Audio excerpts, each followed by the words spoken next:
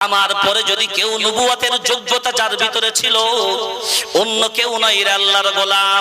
খুব যদি ভাবনা চিন্তা করে দেখি, মায়ার নবী মদিনাওয়ালা দুটো নাম আমার রবের কাছে পাঠিয়ে দিয়ে বললেন, আল্লাহ এই দুটো নাম আমি তোমার কাছে পাঠিয়ে দিলাম, একটা হলো ওমর আর একটা হলো আবু জাহিল।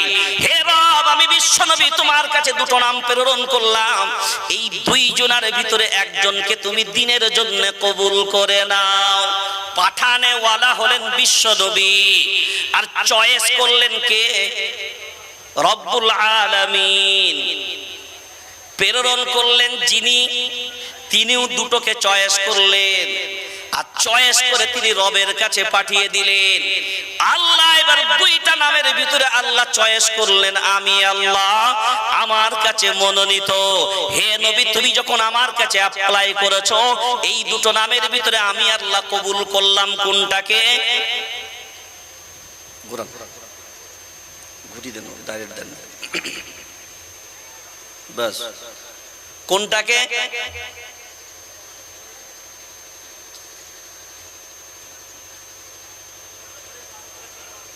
আরে দুটো নাম বিশ্বনবী আল্লাহর কাছে পাঠালেন, পাঠিয়ে আল্লাহকে বলছেন, আল্লাহ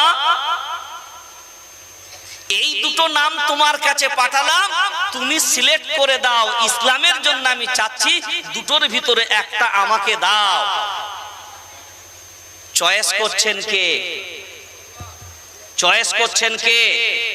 ব্যতিক্রম কিন্তু আর কারোর নাম বিশ্বনবী দুটো নাম এরকম পাঠিয়েছেন, আর আল্লাহকে বলেছেন আল্লাহ দুটোর ভিতরে একটা দাও না। এই দুটো নাম পাঠানোর উপরে আল্লাহ চয়েস করে দিচ্ছেন, বাই চান্স নয়। আল্লাহর চয়েসকৃত পছন্দকৃত যে নামটা, সেটা হলো ফারুক আযম ওমরে ফারুক রাদিয়াল্লাহু তাআলা। ইসলাম গোপনে চলছে, ইসলাম অতদিন পর্যন্ত প্রকাশ হয়নি যতদিন পর্যন্ত হযরতে ওমর ইসলাম গ্রহণ করেনি।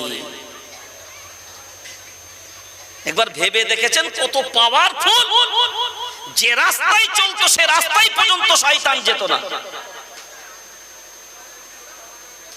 কিসের পাওয়ার? আল্লাহ চয়েস করলেন এক নম্বর, আবু জাহিলকে চয়েস হলো না, চয়েস হলো ওমর ফারুক রাদিয়াল্লাহু তাআলা আনহুর নাম। বিশ্ব নবীকে পাঠিয়ে দিলেন, ওমরকে চয়েস করলাম।